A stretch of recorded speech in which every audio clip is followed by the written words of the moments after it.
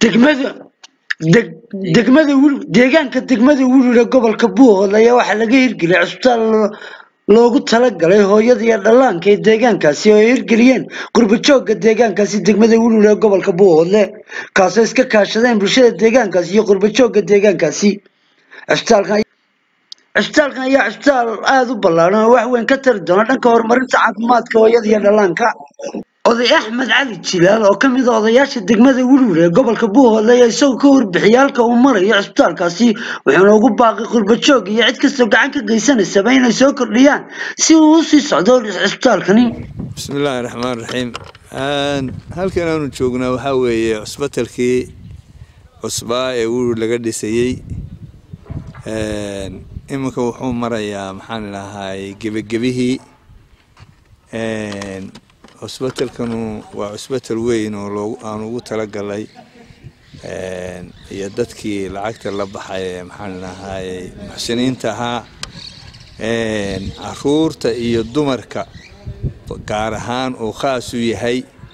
iyo wixii kale maxaan lahaay bukaan socodka waxaa loogu talagalay inuu anfaco gobollada Sool iyo Sanaag iyo Cayn intaas iyo waliba intaas kililka maxaan lahaay deegaanka Soomaalida ee xuduudda la leh uusan ka jirin wax maxaan lahaay daryeel caafimaad ah oo dadku aad ugu dhibana waxaan rajaynaynaa inaan ilmo dambe iyo hooyo dambe haddii loo helo waxyaalaha uu u baahan yahay qalabaynta iyo shaqaalaha iyo dhakhtarada inaan Hargeysa iyo Garowe iyo meel kale toona loola cararin ayaan rajaynaynaa isaga meel kasta looga yimaado arrimaha muhiimka hadda waa guri wacan waa la dhisaa laakiinse service wacan iyo qalab wacan iyo dadkii ka shaqayn lahaa ilaa imika waxba dee lama hayo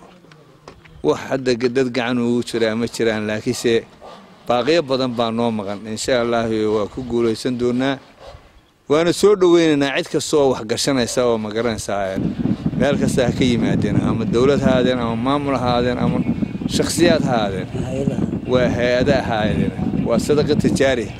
cid walbana maxaan lahaay waa u dan dadka waa u dan dadka wax gashanaya waa u dan waa wax loo baahan yahay nooga sii daran wadada oo gawaadhidii degada oo maxaan lahaay halkan qofkiiba jidka uu ku sii dhinto oo rafka oo aan la mari karin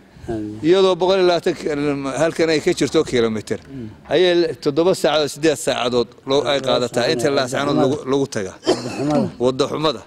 biyo la'aan biyo bareedba ma hayno imika hadeerto cusbitaalkaas waxaan ka baqaynaa haddii dhakhtarra iyo dawo la keeno inuu biyo la'aan u xidhbo soo garabaysid mar wasiirka biyaha waxa uu naga ballan qaaday salaam calaykum hore waxyaalo badan ma naga qaaday wuxuu waliba qaar yiri hadda waan soo horeysiinayaa waxaan u soo jeedin lahayn qofkii wax gashanaya cusbitaalka horto gacana ka geyso haddii markii la dhameeyana